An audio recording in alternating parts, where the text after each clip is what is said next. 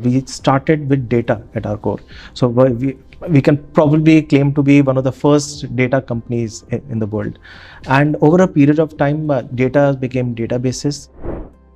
Ultimately, marketing is about three things: building the brand and awareness. Second is to create that demand.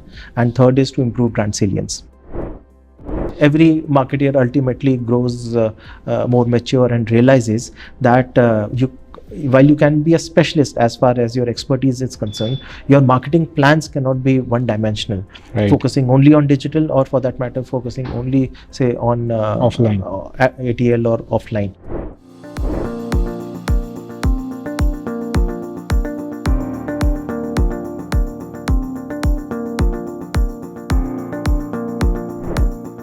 Ladies and gentlemen, welcome to yet another episode of The Growth Genius, where we bring growth stories in business and marketing, powered by Infidigit, the SEO experts.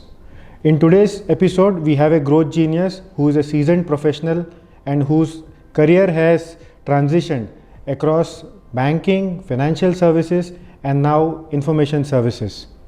Please join me in welcoming Mr. Vipul Oberoi, Director of Marketing, CSR and Learning Solutions at Dun Bradstreet. Vipul, pleasure to have you on The Growth Genius. Thank you so much. Thank you, Mehul. Thanks for having me on Growth Genius. This pleasure is ours. So I would like to start with your role at Dun Bradstreet. Your role comprises of multiple things. So can you explain that a bit to us? Sure. So I'll start with Dun Bradstreet. Yeah. We were founded in 1841, and that's like almost 180 years ago. And try to imagine that world which was so different, where India hadn't fought its first war of independence, and secondly that Hong Kong was a fishing village of just about 6,000 people. The electric bulb wasn't invented yet.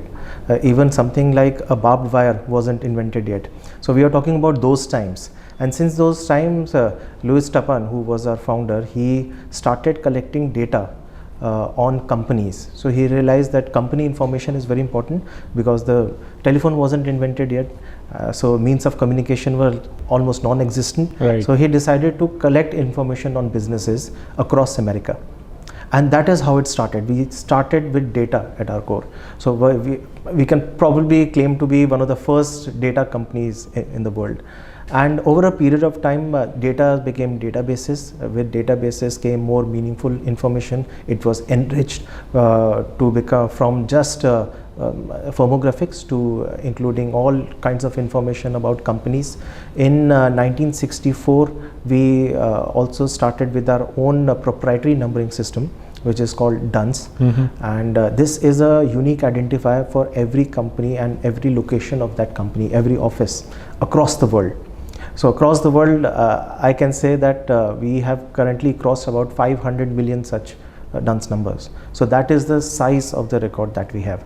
So from databases, but when we have more information leads to analytics leads to insights, and over a period of time we have helped banks in making better credit decisions, corporates making better decisions for their own finances, on vendor assessment, assessing risk in their supply chain, for marketing domains to do intelligent prospecting, to do better outreach with their clients and prospects.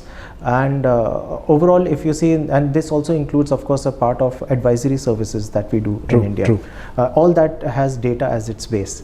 So these data blocks eventually have led to that information and insights, which is the bread and butter of the company.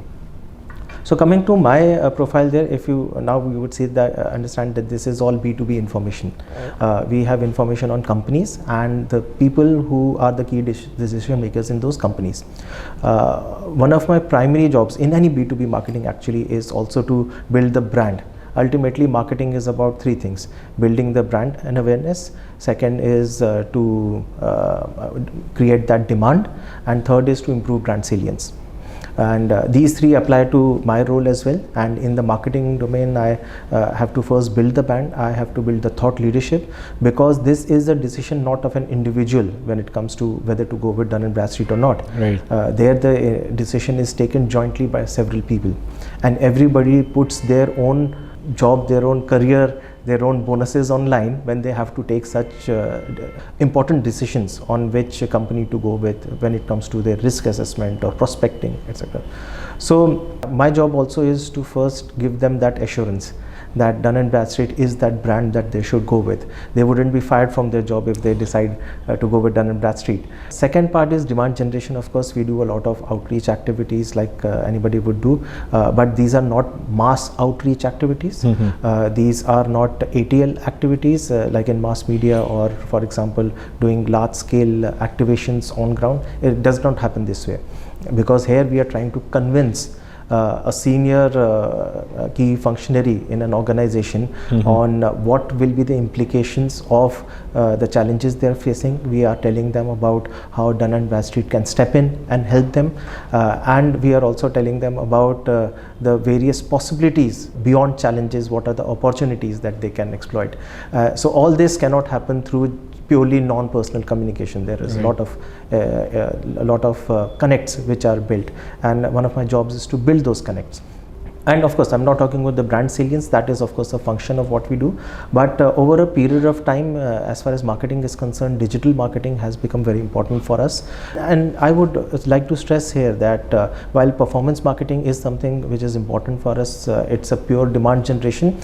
We do not take that route of getting pure leads and working on those. Our objective is to first create that pull. So when we create a brand, we create a pull, and when we do our own digital marketing activities, our first objective is to get that organic growth. Right. And again, the cornerstone of this organic growth is our website. A website is a repository of information. Whenever a client faces any problem, they typically come on Google, they search for what their problem is, who can solve it. So search becomes important, SEO becomes important for us. When they land on our website, they need to have that information given to them in those clear ways, because our products are not easy to understand. Ultimately, what we are talking to them is how data is being converted to insights. We have a range of SaaS-based products, which are of course something which a concept which has to be explained. We are talking about advisory. So the content on the website, the structure, the navigation, all that becomes extremely important. So and of course there is PR. There's a lot of media coverage that we try to generate, and that helps us in our thought leadership. That also communicates what kind of products that we have, what is the expertise that we have, and the fourth pillar is social media marketing, more specifically LinkedIn.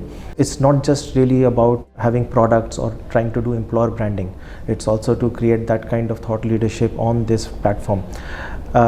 Besides this, we have this learning solution business, which I also had. Now, learning solutions business is about events. It's about those conferences. It's about creating insights. It's about creating engagement. We do research for our clients. And all this, of course, is a monetized. So, in purely marketing terms, it's marketing, but monetized marketing. And I am fortunate enough to be leading the CSR activities of Dun & Bradstreet in India.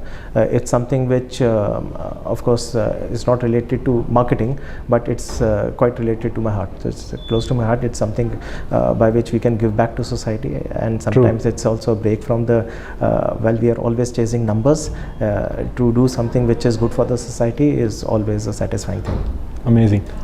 So just wanted to ask more on the CSR bit. Which are the causes which you cater to or which you invest or engage into? So there is we haven't not picked up any particular theme, but what we try to do is do our bit as much as possible. So there are usually we support a lot on the education. That is one, because we believe that education is like a building block. When you support education of kids, of girl students, so you are creating a long-term social impact. So ultimately, especially with girl child, if you are educating them, you are educating the family. It results into benefits such as health, such as nutrition, far-reaching effects in the social fabric of the country. So we support education of underprivileged children. We focus a lot on health. We support treatment of cancer patients, and we also focus a lot on the environment, which includes planting trees So that is something, ecological restoration is something which we feel is important, and unfortunately our cities do not have that kind of flexibility for ecological restoration. Unfortunately, I can say we are past that, but there are still a lot of ecological basins, biodiversity basins in India which need to be preserved. And in my interactions over the past 2 years of handling CSR in Dun Bradstreet is that thankfully corporate organizations are very pro about it. It's not just utilizing their budgets, they don't do lip speak, they are doing a lot of work there. There are a lot of agencies which are selflessly working very hard for various causes and upliftment of society, making our lives better, and amazing because you feel that you are part of that overall mission. It's not a job, it's not a checklist. I truly feel that we become part of a overall mission where everybody is really trying to do their bit to make this world a better place. Yeah, that's quite interesting. I didn't know this side of Dun & Bradstreet. Thanks for sharing that.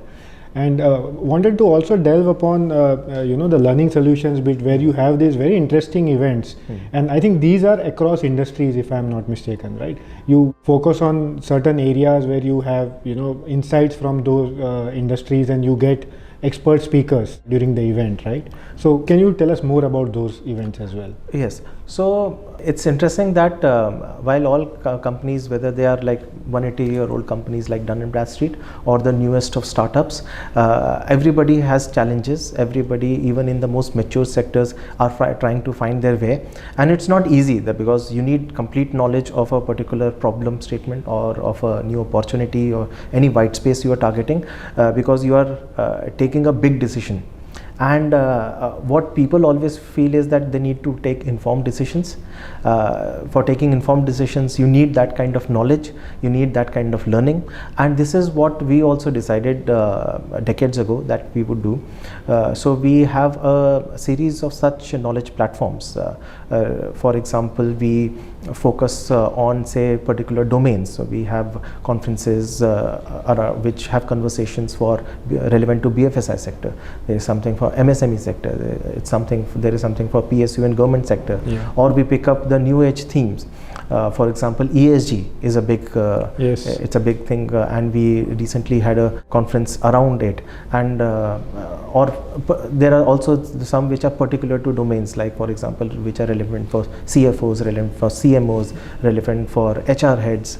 And what we seek to do through these 10-12 platforms is that one, have these kind of conversations which pick up those trends.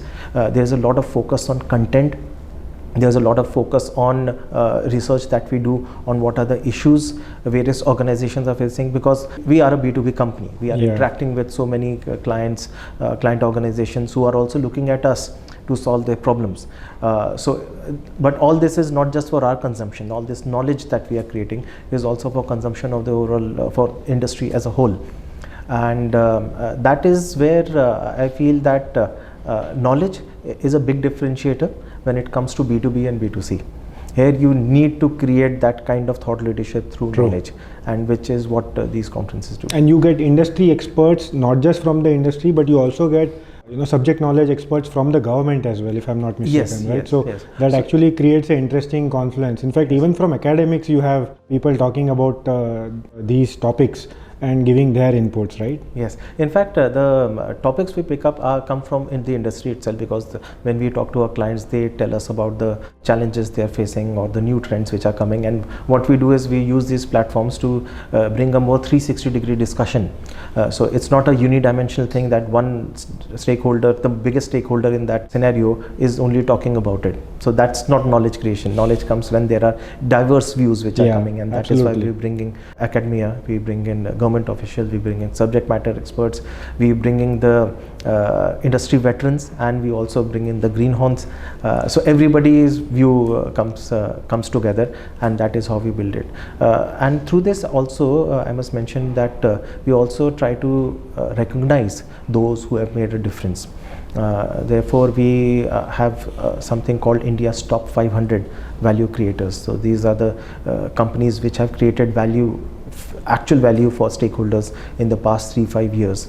We try to identify the leading SMEs of India, the leading mid-sized corporates of India, the leading PSUs, and also the leading banking and financial services companies. So it also becomes a ready reckoner for industry experts, analysts, government agencies, generally corporates who are looking to identify the cream of Indian industry. That's very interesting. Coming to your exposure or your experience per se, I think you have been into banking and financial services. How has marketing evolved over a period of time according to you? So I started my career in 2006. And again, as I said, sometimes I'm not as old as Dun Bradstreet, but in marketing terms, I think I'm pretty old that way. So in 2006, there was hardly any SMS marketing. There was no email marketing. Facebook was not there. There was no Twitter. So digital marketing as a whole was non-existent. Yes. So when I started, it was about the brand building. It was about PR. It was about creating those outreach. So we used to talk in terms of ATL, BTL. So and ATL, BTL digital hadn't come then. So there was a lot of focus actually on sales, distribution, on improving the product, and communication used to typically, and I'm talking about banks here, of course. So and communication used to come after that. Right. So if it used to be said that if your service is good, if you have a good branch network, if you have great products, which usually meant lower fees and better interest rates, your job is done. The rest, everything is to just communicate. But over a period of time, banks have matured a lot as far as marketing is concerned. They have realized, and perhaps that is because of the competition they have been facing within themselves in the traditional banks, as we call it, but also competition from fintechs, which has actually changed the marketing game for banks. They have become more focused on what they communicate. They have become more focused on being up to date with the trends there. They have focused a lot on digital marketing. And now if you see, of course, every digital marketing or an ATL agency knows that BFSI sector is the biggest spender as far as marketing is concerned. And they spend not just purely on a big media plan. They really invest in the brand. So that is a big and welcome change which I see. Of course, over a period of time, data became important. With big data came a new field, a subfield of marketing, as they said, analytics, where we used to have a separate team which analyzes all that customer data, and banks have that wealth of data, and they analyze all that data and try to bring in trends. And then suddenly we had marketing automation, which I believe totally changed the game.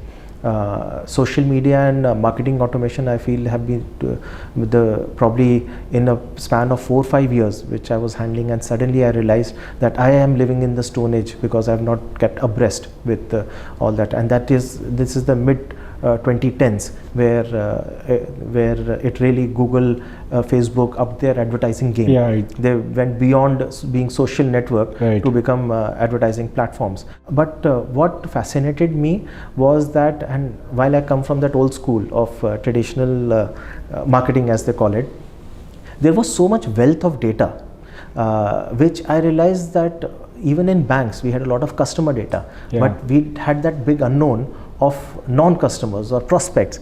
And here digital marketing platforms were giving us real-time data. They helped us in ad testing, which used to be like a long drawn process earlier. Ad testing became much quicker. SEO was something which again was totally very different from what we used to do earlier. So SEO was big, and ultimately Google became the biggest search platform. Subsequently, then we realized that there are other search platforms like YouTube which have come in. Video marketing became big, content marketing became big. So in the, I would say, since 2014, in the past 10 years or so, there have been so many changes. It's that if I try to remember the Vipul of pre-2012-13, the analog marketing era. Analog marketing area, and I feel that person does not exist anymore. Now my thinking has changed a lot. While there is with digital marketing, there sometimes is a compromise on creativity, there is a compromise on brand building, there is an expectation of getting quick solutions, but that is something which every marketer ultimately grows more mature and realizes that while you can be a specialist as far as your expertise is concerned, your marketing plans cannot be one dimensional, focusing only on digital, or for that matter focusing only say on offline, ATL or offline. Right. So I think banking sector as a whole also has developed that kind of omni-channel marketing, which I think is now part and parcel of every marketer's plan, be it any sector, B2B, B2C, anything. True. In fact, very interesting to see banking, transition from, what it used to be very regulatory earlier, right? And they have now managed to, bridge the gaps in terms of data security, and now they have ventured into, as you rightly said, into business analytics and targeted marketing in terms of, which customers to target and all, makes it very interesting. I think you mentioned about regulatory, and I think it's something probably we don't realize, but what has also changed is the psyche of the marketer in financial services. Earlier, by nature, we were always taught to be more cautious about what we are saying there. Bank marketeers still are, but what they have also realized is that the new generation, even millennials or Gen Z, they prefer a more relaxed form of communication. They prefer a more vibrant form of communication, and sometimes I also see that change has come in possibly every bank's marketing communication, which hitherto was more formal, but it was earlier more as I said, cautious, and ultimately every marketing communication used to sound the same. Yes. Only you remove the logo sticker and change it and replace it with another, it many times seemed the same. But I've been fortunate enough to work with organizations like Axis Bank, Yes Bank, subsequently India Infoline, which were very vibrant as far as their marketing activities are concerned. They were open to open to change, open to they were all the new age banks at that time, and they took the industry by storm in terms of getting colors in their logos and whatnot. Yes. Yeah, and in fact, another thing I wanted to also ask was, see, this was more the B2C marketing that you did, right? So how has it changed in terms of B2B marketing, which you are doing right now? So any insights or any inputs you would like to give on that? In fact, a big change. I must say honestly that I also grappled with it for some time. While the principles of marketing do not change, ultimately a customer is a customer, and ultimately you have at least you have those 4 P's and 7 P's of marketing. They do not change, but again, how you have to change your approach quite a bit. So in B2C, we every time used to think about how is the trend, how is the psyche of or consumer behavior of a large segment. We used to deal in large numbers there, and when it came to B2B, suddenly it's a lot about B2B and it's a lot about one-to-one marketing. In B2C, it was about, we used to call it segment marketing. In B2B, it's about account-based marketing, and now we have moved into contact-based marketing, how you are targeting that particular person. In B2C, typically the decision maker was one person. And in many times that one person was a decision maker for the whole family, but their decisions were their own. So all our activities were also built around one message that person should imbibe, because that purchaser also used to be the user.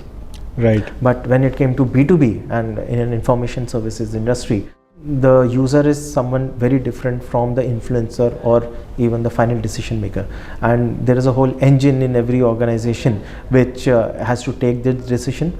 You have to convince the customer multiple times, because at multiple levels for multiple use cases, therefore the whole gestation period is also much longer. True. So for me as a marketer, while I used to see my campaigns giving result in a week, they used to show results in 4 to 7 days. Then subsequently I used to see the conversions happening in say 15 days or 20 days. Here suddenly your campaign starts showing some kind of results in 15 or 20 days. So one needs a lot more patience. One needs to plan therefore several parallel activities at the same time, because you cannot afford to wait so much. I think that has been the biggest change, because that feedback that comes for your campaigns is much slower in B2B marketing. Right, very true. And in fact, I would like to touch upon the new term that has been, we keep hearing in marketing, and that is AI. So wanted to know your thoughts on, about AI and how it can impact marketing. Then I'll start again with when I started my career, it was your brain was the only intelligence you would apply. A lot of it, we used to get a lot of data through various research or analyzing customer data, but a lot of it was intuitive. Our decision making was intuitive, and the more gray hair you had, the better you were at your intuition. Because you have seen that that whole cycle, you have seen which typically what works, what doesn't work. At the same time, earlier business cycles were much longer. Consumers, as they call generation, changed only after say 20 years or so, which subsequently became like 10 to 15 years in our time. But these days even 3 years is not good enough. You cannot rely on your 3-year-old information. You need to get new information. But at that point of time, everything was based on our own experience, which again resulted in, I would say, of course, expertise usually lies in very few. There can be only few experts. It's like a pyramid. So I think therefore marketing, the pace of marketing was slower, I would say. But over a period of the last 10 years, all that data, all that analysis, everything came into the hands of the marketeer who was running those campaigns. He or she did not have to rely on an external expert or an internal expert to do it. They got real-time information, they got segmented information, a wealth of data. But that also meant everything became became quick fix. That let's try it out, which is good as far as experiments is concerned. But the learning has now passed on. That intuition has been passed on from the marketeer to the platform. Now, of course, the world's best scientists these days are not solving world's problems. They are trying to make better ads. They have better algorithms there. So they are the ones actually taking the decisions. And sometimes I feel there is an over-reliance on the platforms and the output or the analysis they are presenting. But I think that's evolution. But when it comes to artificial intelligence, and here we mean that bit of decision making is also transferred. While I see artificial intelligence as a great tool to kind of analyze all that big data, to make decisions faster, to give you a good starting point, I don't think so it can be the be all and end all as far as marketing is concerned, because it's still, marketing is a science when learned, but it is an art when it is practiced. There are several options, there are several routes for you, and you need to take that decision. And that is the skill of the marketeer. So I hope the young marketeers do not fall into the trap of hoping that AI will do everything. But AI is something which all of us need to understand better. Currently, the AI which we use is still very, I would say, basic. Of course, in 2022, ChatGPT changed the whole game because it made AI a toy in everyone's hands. Suddenly everybody felt that they could write one line and they could get answers to everything. So that oracle, it was made like an oracle, and it's probably not that easy. There is still a lot of grudge work that needs to be done. And with AI, therefore, if one sees this as an enabler, as a tool, then it's a great weapon. Yes, absolutely. I think we are still grappling in terms of what we can make out of AI, and there is a lot of opportunity there as well. Thanks for those inputs. So Vipul, you talked about digital marketing, which is obviously now the focus of almost all the marketeers, and if not, then they need not be called as CMOs, so to say, today. So what are the initiatives that are being taken in that space at Dun Bradstreet? One thing, in fact, as you mentioned, that digital marketing is being done by all CMOs, and it's like a 10-15 year old industry by now. And so do we really call it digital marketing now? It's as good as a traditional marketing because it's so much of a part and parcel. And in fact, some organizations focus purely on what is typically digital marketing, and they don't do traditional marketing as well. But coming to us, while in fact we have been present for like 180 years. We have been present in India for 30 years. Marketing in DNB has evolved very quickly. For us, digital marketing is now at our core. And earlier I was mentioning about how we need to create that kind of thought leadership. What we need to do is provide the right kind of information in clear terms to our prospects, and therefore a website becomes the cornerstone of everything. For us, driving traffic to our website is one of the primary objectives, and within that, driving organic traffic is actually the primary objective. Of course, we do use paid search for a certain campaigns, Right. or for promoting any new product, because SEO takes quite some time to actually take effect. But what I'm stressing on is that we want to be known as someone which is providing insights, someone which is providing knowledge, and therefore our website is actually based on this philosophy only. So right from talking about not our products, but what the end user would be.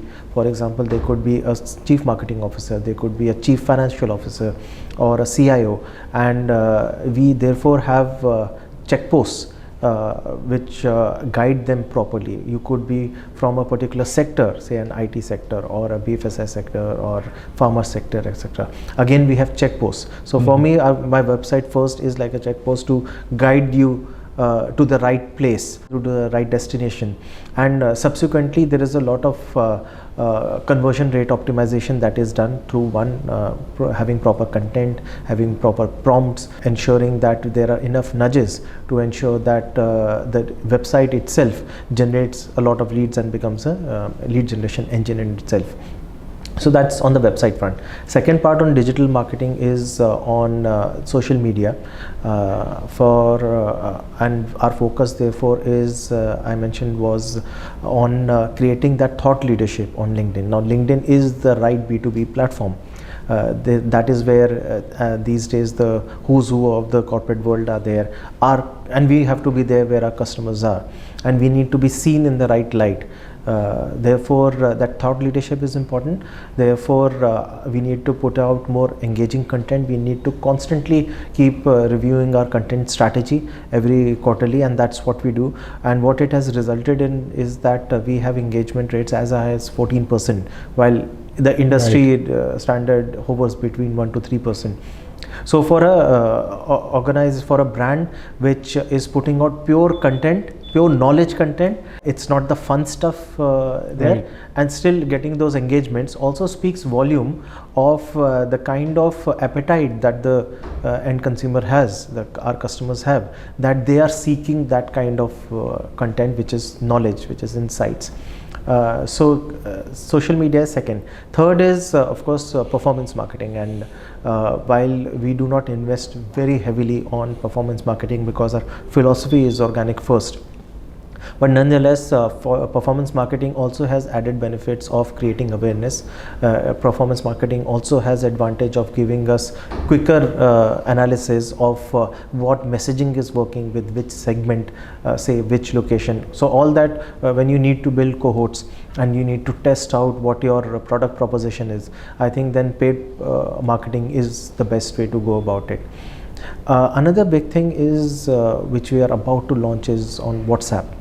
Now Dun Bradstreet is focusing a lot on the SME segment, developing the SME segment. We are focusing on not just the tier 1 cities but also the tier 2, tier 3 cities, and there are anything between 95 million somewhere around 95 million MSMEs. Nobody knows the actual number, but if you think about even half of it, if it's true, so that's a huge base to tap. And MSMEs in the past 15-20 years have evolved a lot. They not only invest in technology, they invest in new age solutions, they have bigger dreams than before, and they are very open to newer revenues. So Dun Bradstreet also is focusing a lot on providing them various solutions on data and analytics, and at the same time it's very difficult to reach to MSMEs. So therefore we are going to launch our own WhatsApp business channel. We decided that that is an excellent way to go. because WhatsApp is these days perhaps like we used to use telephones normally, but now that is the primary form of communication. And WhatsApp also allows is conversations to happen, unlike an SMS or email marketing, which is what I personally call more like a one-shot marketing. You're spraying and then you have to just wait for the responses. But with WhatsApp you can do those conversations, right, which are more fruitful, more engaging. So that is another big thing for us. And of course when we are talking about identifying the right kind of audience, we have the database. So we are a data company. What people generally look out for companies like Dun Bradstreet to help them with the intelligent prospecting, Dun Bradstreet already has it. So right, we have that kind of in-house advantage there. That's interesting. In fact, MSMEs is something which is untapped, and it's quite exciting now in these times, especially when the sector is growing and is actually showing a lot of potential of growth. Wanted to delve more upon that in terms of what can be the product proposition from Dun Bradstreet to MSMEs, because the requirements will be very different as compared to your current clients. So MSMEs are typically they do not produce end products. So MSMEs form a large part of the value chain, right? And that's usually not as customers but as suppliers or vendors. Most of them are, for example, ancillary industries, as we call it. Therefore, they need to sell themselves into another company. Okay? They need to present their credibility. Dun Bradstreet, because we have all this data on every company, what we build is we prepare credibility reports, right? And we have our own proprietary DNB rating, right, which we give to any kind of company, whether large or small. So what happens is that we take all that publicly available information and we give them, we do an analysis and do a rating analysis. So that's more on the reputation, what are the kind of financials over period of time, how strong they are, overall probes that are happening, and then the rating is provided. Now this rating is actually very well respected in the industry. Banks, financial institutions, corporates, they use this rating to assess the quality of the applicant in this case. So what MSMEs seek from us is we have these credibility reports which they then utilize to present themselves better to not just companies in India but globally as well. Interesting. Now coming to your illustrious career, and I know you would have a lot of moments which stand out as I would say highlights of achievements. So if you can probably share with us some of these highlights, some of these peaks of your career, and what were the learnings from that? One peak of my career, I would say, is it's all about new experiences, and I think peak of a career is not when you do the same thing in a brilliant way, but you do a totally different thing. You fall, you falter, you make mistakes, you try out new things, you discover new things, and probably that is where the real joy comes from. So marketing probably, at least for me, is a very emotional thing as well. So one cannot be just a checklist or a numbers guy there. So in one of my previous stints, my organization was a partner with the Indian Premier League. So that was totally new for me, and being associated with such a, IPL is the biggest property a marketer can associate with. When we are investing so much in this partnership, of course, the onus also fell on the marketing team to generate ROI in various ways. There is also business generation, but it's also about improving the awareness and salience levels. And I would say it was a peak as far as learning was concerned.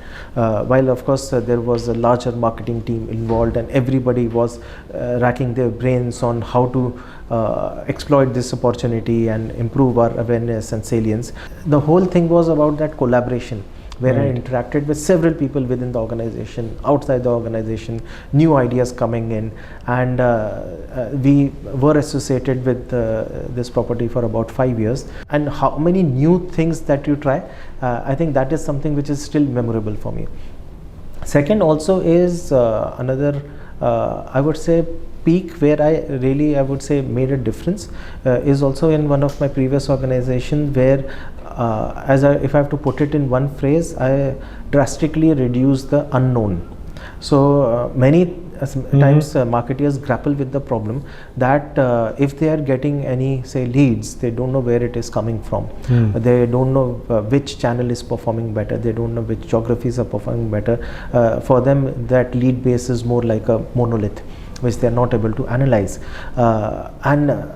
My first year in the organization was about reducing that unknown, almost becoming fanatic with how we track leads and monitor leads, building all those systems with missed call numbers and campaign codes and record keeping, etc., which helped us understand our campaigns better, which helped us understand what is working, not working, take corrective action.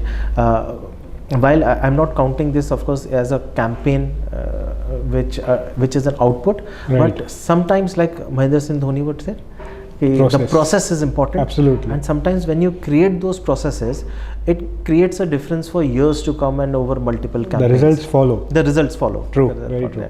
And if I have to pick up certain campaigns, in fact, the third one was when in India Infoline, we hired our first ever brand ambassador. So that Rohit Sharma. So Rohit Sharma, that was around 2020.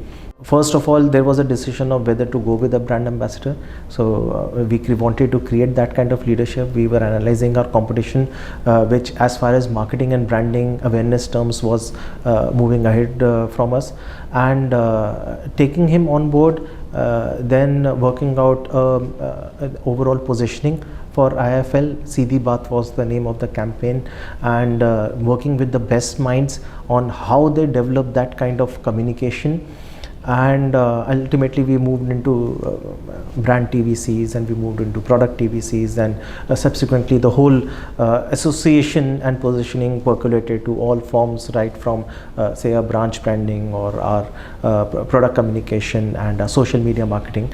And when I look back and see all those activities which we did, and ultimately which really created that strong positioning of honest, direct, no hanky-panky there as far as our products are concerned, that Seedhi Baat proposition, that is what was really satisfying. It really moved the needle for the organization. It translated into business terms as well, and I think I should mention that we are marketers. Sometimes we get swayed away by creativity, but we are not artists.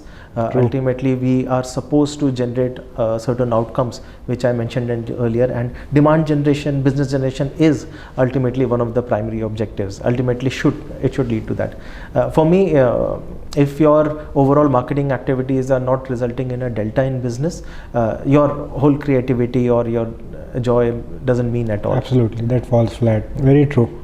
I think association with Rohit Sharma was probably as clean and as straight as his cricket shots. Interesting. Finally, one more thing, Vipul, you have been a marketer, you are a seasoned marketer. So wanted to, ask you if you can, share some takeaways for budding marketers. I think it all starts with learning. And an advice I give to all marketers is to learn, read as much as possible, not from AI, but do your own research, talk to others, and the more information you try to grasp, the better it will be for you, because it's not, marketing is not an easy job, because it's something which is subject to a lot of variables. And the more you learn, the more you understand these variables, the better you would be as a marketer. Second also is that I personally feel that if you have to ultimately grow as a good, or even if you want to become a great marketer, you need to be jack of all trades. At least you need to know very well all functions, all domains of marketing. So it's not just branding or research, you are done, or you are a PR person, or you are an events person, or you are a digital marketer. That's not enough. You need to understand everything, all those, but of course you should be master of one. Make one your big brahmastra, which you can always use ultimately. So jack of all, master of one. Interesting. Third is understand the business strategy. As I Right. mentioned, we are not artists, we are ultimately employees of a company. We are hired for a particular purpose, and that Right. ultimate purpose is growth, is revenue. How we go about it can be different for different marketeers and different organizations, but understand the business strategy. Otherwise, most of your campaigns will either be rejected on proposal stage because they would be very tangential to what the business strategy is, or they would not get the desired results. So that is there. And fourth is that be ethical, be humble. There are lot more things to be learned. The world is vast. Nobody can become an expert with even like 20-30 years of experience. And as I learned over a period of time, when till about first 5-6 years, whatever I learned was overturned when digital marketing came. And I know that as of today, whatever I've learned in the past 15 years or so will have no use if I'm not abreast with AI. So the world keeps changing. We are not the center of the universe, so we have to keep pace with the universe. Very rightly said, and coming from a seasoned marketeer like you, it actually reminds me of a quote that, you need to know a lot to know that you need to know a lot. Yes, So that yes, comes that's only after you have certain amount of learning, that Yeah. there is still a lot to learn, There's still a and lot that is to how that humility comes that along humility. with that. In fact, that is humility will ultimately lead to excellence. Otherwise, you would always fall short. But I would also say for all marketeers, be ready to also take those big shots. Try whatever you try to do. Try to be awesome at it, and don't fear failure. Because again, with marketing, you never know what will click and what will not click. But boats are not made for being parked on the shore. Ultimately, you have to venture out into the seas and be brave enough to even suck at something new. Play your shots from the front foot, like Front foot, Rohit. yes, yes. Thanks a lot, Vipul, for these insights and this wonderful chat on the Growth Genius. As I said, always a pleasure to interact with you online or offline. It's always a learning for us. Thank you so much. Always a pleasure for me also, Mehul. Great. Ladies and gentlemen, this was Growth Genius Vipul Oberoi, Director Marketing, CSR and Learning Solutions at Dun Bradstreet. I hope you liked this chat with him, wherein he has discussed about how Dun Bradstreet is working on digital marketing, on exploring SME sector, and also doing business on WhatsApp. I had a great time chatting with Vipul, and I hope you like our content of the Growth Genius. So subscribe, like and share content of the Growth Genius, where we discuss and bring to you growth stories in marketing and business, powered by Infidigit, the SEO experts. All our social media handles are mentioned below, and you can also listen to these growth stories on audio platforms. Again, the link of all of them are mentioned in the descriptor. So till the next episode of the Growth Genius, take care and thank you very much.